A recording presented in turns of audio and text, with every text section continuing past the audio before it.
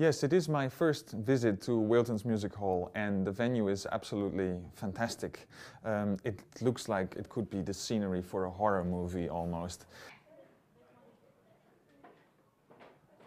If I make a solo program, I always like to have as many instruments as possible and almost typecast an instrument for a particular piece.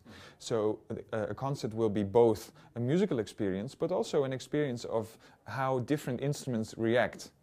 I think that's the one very special thing about playing the recorder, much like percussionists, that they have a lot of different instruments.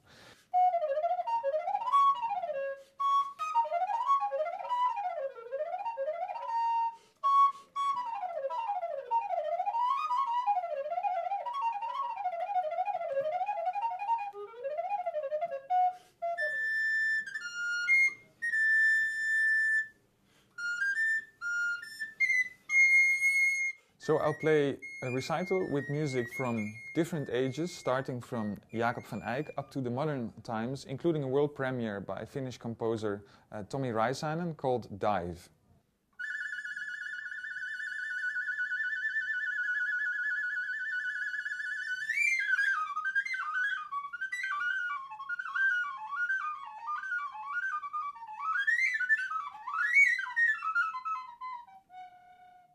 And Tomi's piece, it's a pre-study for a concerto. It's actually the cadenza of what has to become a concerto. And it deals with environmental issues, actually, where the recorder is sort of the white seagull flying above a sea that is dark and moving because of an oil disaster. And the bird is diving under the water, coming above the water. Yes, there is a visual element. I will actually really dive under the water, which actually also has a sound effect. So it's not only for the show, but the feeling of the bird going into the water can be translated into a very powerful theatrical element as well. So I think to find new dramatic ways to incorporate a solo instrument with an orchestra is one of the great tasks and opportunities of working with composers these days.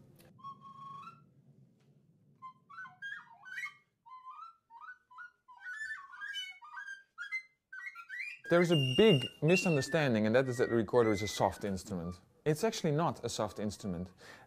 It is a soft instrument if you buy a factory-made or plastic instrument. But if you work with good instrument makers, such as Ernst Mayr or Monica Musch, they can produce instruments that carry, that have a sound that really carries. And again, on a loud instrument you can play softer, but on a soft instrument you can't play louder. So I think it will be fine today, really.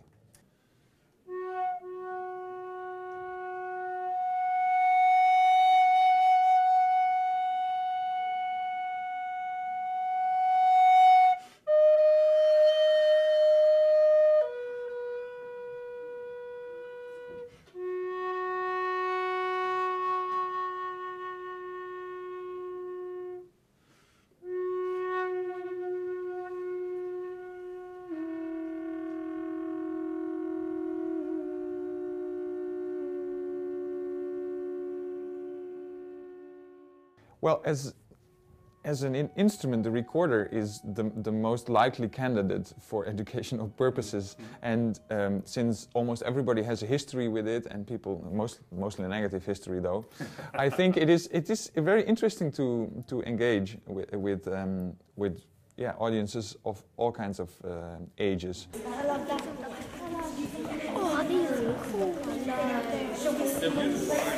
If you go from...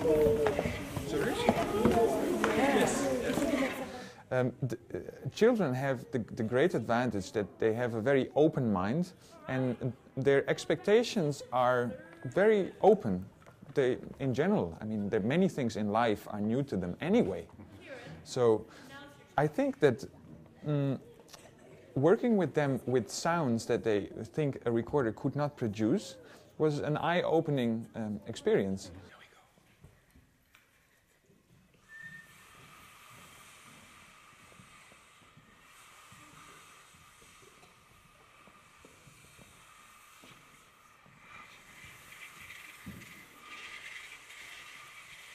And got them to hopefully think about sound in a different way. That pitch is not the only thing that you can make music with. A lot of rehearsal time for this. So group 2.